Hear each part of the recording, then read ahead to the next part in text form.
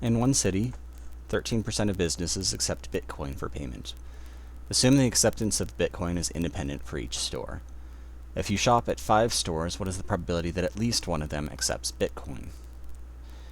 Alright, so we're counting the number of stores that accept Bitcoin, and we're assuming that the probability of each of these stores is independent. So that means that we're dealing with a binomial distribution here. And I first want to start a binomial by defining a success. Well, in this problem, it seems like we're trying to find the probability that at least one of them accepts Bitcoin. So this is, I think it makes sense to define a success as accepting Bitcoin. Whatever, I'm going to call it B.C. Alright.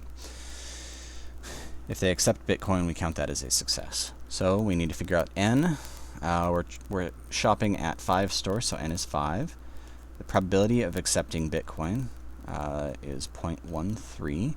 And x, we want to figure out the probability that at least one of them accepts Bitcoin, so x is greater than or equal to 1.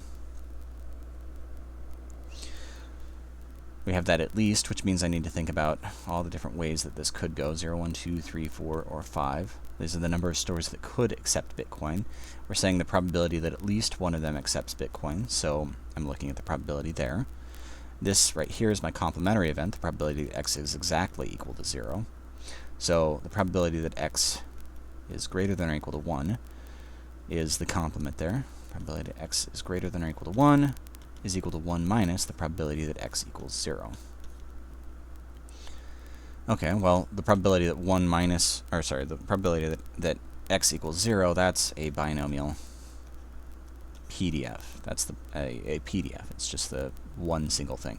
Interestingly, usually when you look at these, the complements, you get into the habit of wanting to use binomial CDF.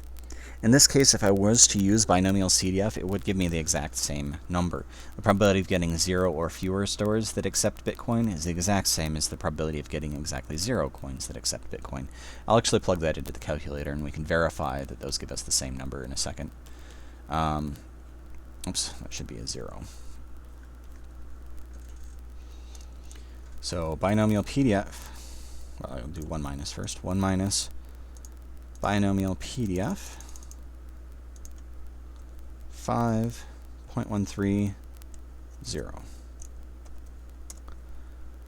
can see that gives us 0.5016. So there's only about a 50% chance that one of these stores, at least one of these stores, accepts Bitcoin. Like I said, I want to check to see that this is the exact same number if I was to do binomial CDF. So let me go up here and change this binomial PDF to binomial CDF. You can see I just overwrote the function there. It's now binomial CDF, and it will give us the exact same number. It looks like there's a little bit of a rounding error that happened here. That's a little surprising to me, actually. In any case, these should be the exact same number. Like I said, it's just a rounding error that makes that 3 not occur at the end. If we shop at 5 stores, what is the probability that at most one of them accepts Bitcoin? So n equals 5, p equals 0.13. That's what it was, right? Yes. And x equals, well, not equals. We want at most one of them to accept Bitcoin, so 0, 1, 2, 3, 4, or 5. At most one of them accepting Bitcoin would be these two values right here, the probability either 0 or 1 accept Bitcoin. So that means I want to figure out the probability of here or fewer. I could figure out the probability of exactly 0 plus the probability of exactly 1, but this is exactly what binomial CDF does for me, so I don't feel like typing it in multiple times. Binomial CDF, n is 5, p is 0.13, and x is, at most, 1.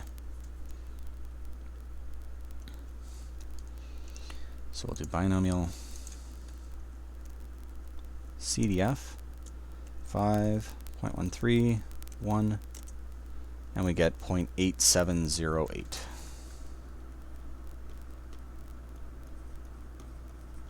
So the probability that at most one of them accept Bitcoin, it's much more likely that at most one accepts Bitcoin as opposed to at least one. These are not complementary events, though, because if you look at the these diagrams, you'll notice they both include the event that exactly one store accepts Bitcoin.